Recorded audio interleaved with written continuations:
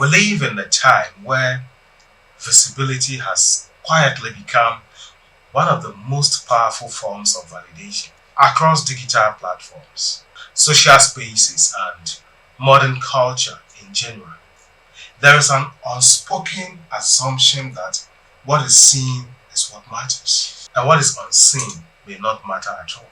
Success is often measured in numbers. Recognition is often tied to attention, and value is frequently equated with reach. In such an environment, many people, especially creatives or content creators, begin their journey with excitement and purpose, only to slowly discover that the very space they once saw as freedom can always become a source of pressure and quiet internal struggle. This is David 360. You're welcome back to this channel. Now, for many creators, the journey begins with something pure. There is a spark, a vision, and a desire to create. See something meaningful enough to contribute to the world. In those early stages, everything feels full of possibility. The camera is not a burden, but an opportunity. The blank screen is not pressure, but invitation. You see, each idea feels alive, each project feels important, and each upload carries hope. Creation feels natural, almost effortless, because it is rooted in expression rather than expectation. There is freedom in simply creating without fully understanding what it will become. But over time, something shifts. The same platform that once represented possibility begins to feel like measuring tools. You see, the same creative process that once brought joy begins to carry weight. What was once an act of expression slowly becomes an act of performance. Instead of asking, what do I want to say? Many begin to ask, what will perform well? Instead of creating from inspiration, they begin creating from pressure. And this shift, though subtle, marks the beginning of one of the most difficult emotional realities in creativity, the loss of innocence in creation. One of the most painful aspects of this journey is the experience of invisibility. There are few things more discouraging than investing significant time, energy, and emotion into something you genuinely believe in, only to be met with silence. A video is uploaded, a post is shared, a project is released, and nothing seems to happen. That is what silence is. The numbers barely move. The response is minimal. The engagement is absent. And in that silence, something begins to form eternally that is far more dangerous than low performance itself. Self-doubt. It is in these moments that many begin to question not just their work, but their worth. Thoughts begin to surface quietly at first, then more loudly with time. You see, maybe I'm not good enough. Maybe my voice doesn't matter. Or maybe I should stop.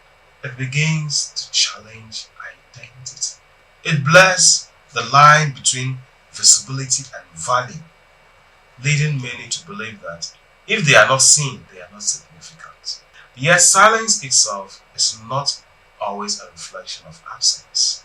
Often, it is simply part of a process that is not yet visible. You see, many of the most meaningful forms of growth begin quietly, without recognition or applause.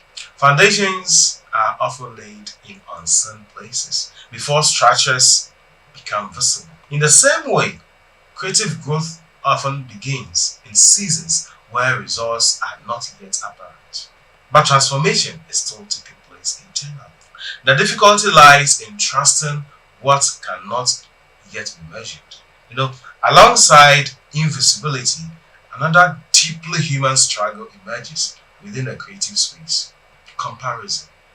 In a world where everyone's highlights are constantly displayed, it becomes almost inevitable to measure your behind the scenes against someone else's highlight reel.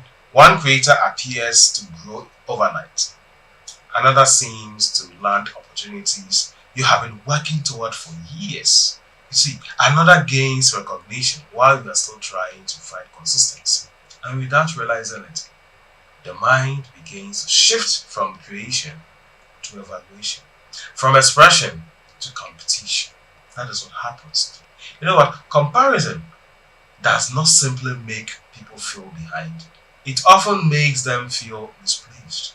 It creates the illusion that someone else's timeline is the standard and your own journey is delayed. That is what most creators have.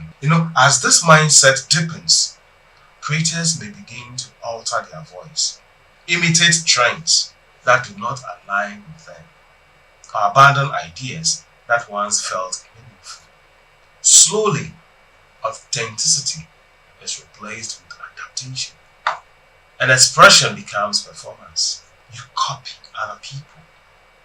The truth is that every creative journey unfolds within its own time and context. No two paths are shaped by the same circumstances, influences, or internal callings. What appears as overnight success is often the result of unseen seasons of development. And what feels like delay is often alignment, still in formation. The danger of comparison is not just emotional discomfort, it is the gradual loss of personal direction. Another challenge that often follows is a burnout. In a culture that rewards constant output, many creators begin to believe that rest is a form of failure. The pressure to remain visible, relevant, and consistent can lead to a pattern where creativity is no longer fueled by inspiration, but by obligation. Over time, this creates exhaustion that is not just physical, but emotional and mental.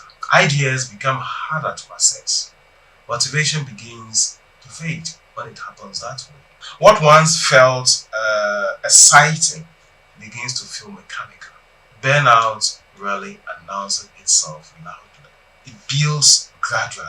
It often begins with fatigue, then progresses into disconnection, and eventually into a sense of emptiness toward work that once felt meaningful. But yet, many continue pushing through it, fearing that slowly down will mean falling behind. But in reality, sustained creativity requires rhythm, not constant output. Rest is not the opposite of progress. It is often part of its restoration. Beneath all of this lies another subtle struggle, the attachment of identity to performance. When creative output becomes deeply tied to personal worth, every fluctuation in numbers begins to feel like a reflection of self. A successful post brings confidence, while a poorly performing one brings discouragement. Over time, emotional stability becomes dependent on external validation that is constantly changing, and this creates an unstable foundation because performance is never fully in one's control. Algorithms shift, audience behavior changes, time fluctuates, and external factors influence outcomes in ways that cannot always be predicted. When identity is built on such shifting ground, insecurity becomes unavoidable. This is why we'll say separation becomes essential. The understanding that what you create is an expression of who you are, but not the definition of who you are. There are also seasons of confusion that every creator encounters at some point. Trust me. If you have been a creator for long, you would understand this point. Moments when direction feels unclear, when original vision no longer feels aligned, and when the next step is uncertain. These seasons can feel uncertain, but they are not always signs of failure. Often, they signal that something internal is shifting, that growth is taking place beyond familiar frameworks. In such moments, holding too tightly to old definitions can become limiting. Creative evolution often requires letting go of formats, ideas, or identities that once felt central but no longer fit who you are becoming. It no longer fits who you're becoming.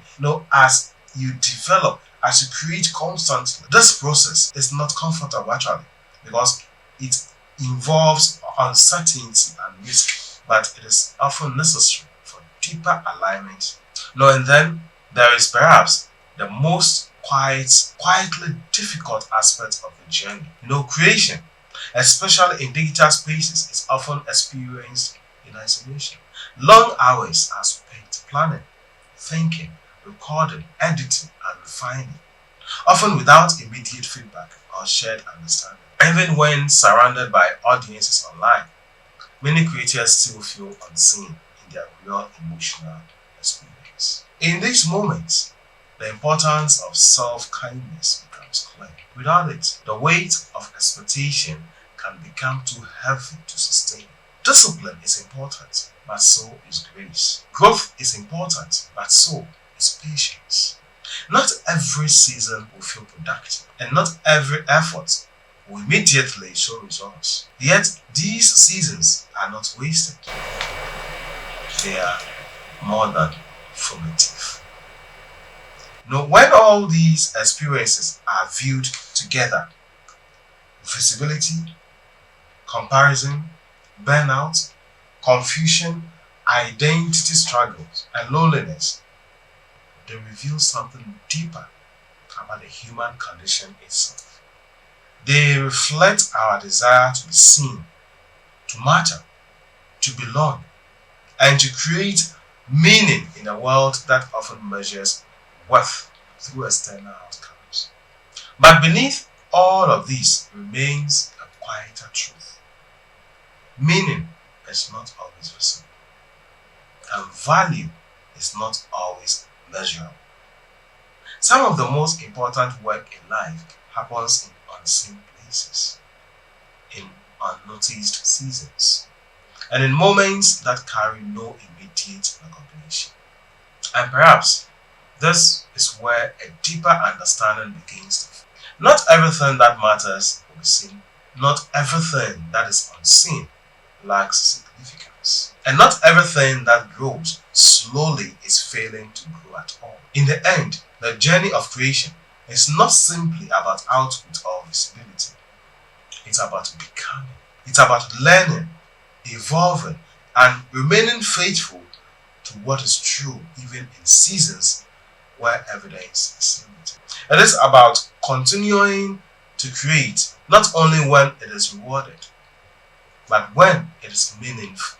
And it is about recognizing that some of the most important things being built in the life may not immediately visible, but are still deeply real, deeply forming, and deeply significant. This is David Christensen, and until I come your way again, keep building in silence. Keep trusting. If this message sparks something in you, hit the notification bell and share this video to bless someone.